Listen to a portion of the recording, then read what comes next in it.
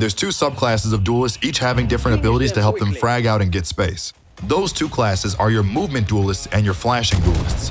Both are perfectly suited to carry games, but the movement class is generally stronger, though harder to learn. The reason for their success is because of their ability to be aggressive in neutral zones while remaining safe. Basically, because of their movement, they just have more options. Neutral zones are parts of the map that neither side spawns on with complete control over. Duelists are important here since you don't want your agents to have high value utility for retaking or holding sites in general, taking those risks. But you still want to gain space around the map so you don't get suffocated.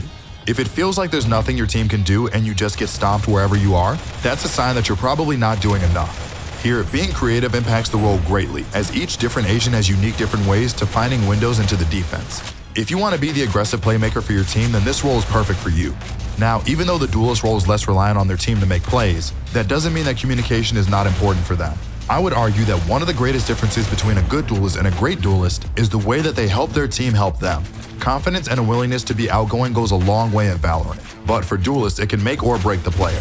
Initiators are a duelist's best friend, since their utility gives them information about the enemy's position. I mean, think about it. Imagine how much easier it is for an agent like Jet to enter onto a site if one of the defenders is pinged by a Sova dart, or if the drone is able to clear some angles beforehand. Even on defense, these duelist-initiator combos are extremely deadly and limit the attacker's options the more space you take. Breach and Neon are awesome examples of this playstyle combo. In short, to be a great duelist, you need to have some solid mechanics and a willingness to be aggressive and go first, having great communication and a creative brain. Now, before we talk about the brains of the operation, the initiators, we first have to tell you about our new Pro Guide subscription. For those of you who are truly serious about improvement, we highly advise you check out our website, ProGuides.com. Here you can unlock your full potential by getting lessons from some of the best Valorant pros like Tens and Scream. You'll get access to all of our boot camps, and you'll even get 10% off live coaching from our Immortal and Radiant level coaches. Get started now for just $8 a month, and you'll quickly see yourself climbing the ranks. Switch to Chrome to protect yourself from malware, so you can surf without getting phished. Faster, safer, yours. Get Chrome for Windows.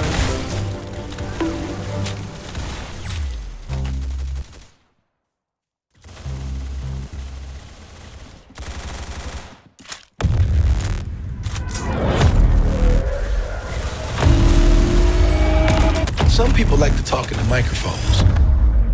We prefer dropping them.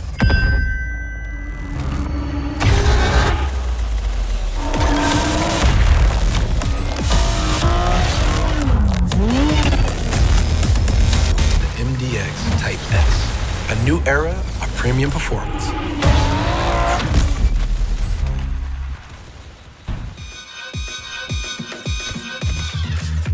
Now, when the initiator class comes to mind, most players think of lineups and OP flashes. But there's actually way more to the role than just knowing a few lineups or having a few good flashes. If you consider yourself a team player and you enjoy pulling the strings behind the scenes, then this is the role for you. Behind every top fragging Jet should be the initiator racking up 10+ assists. The goal of initiators is to gather information about the enemy team and make taking space easier.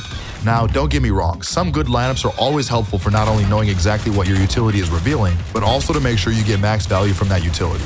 But what if I told you it's not about where your utility is used, but really it's when you use it? An initiator's patience will determine not only how the start of the rounds will be played out, but how your team recovers if something goes wrong. Timing is the most important aspect of playing the initiator role. You could have a good dart or flash, but if it's mistimed, it effectively goes to waste and could lead to even hurting your team. Remember how I said that great duelists are always looking to work with their initiators to gain advantage in their fights? Well, the best initiators go out of their way to set up plays with their duelists too. If your duelist is having a rough game, a good initiator knows how to set the team up for success. Thinking ahead and executing plays based on the enemy weaknesses is the epitome of the role. This is because it's almost impossible for initiators to follow up on their own utility.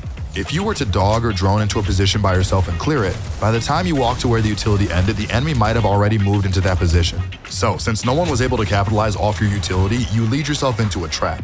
Having good timing is rooted in communication. However, it is not needed if you pay attention to what your teammates are doing on a round-to-round basis. It's important to remember the timers relevant to the initiator you're looking to play.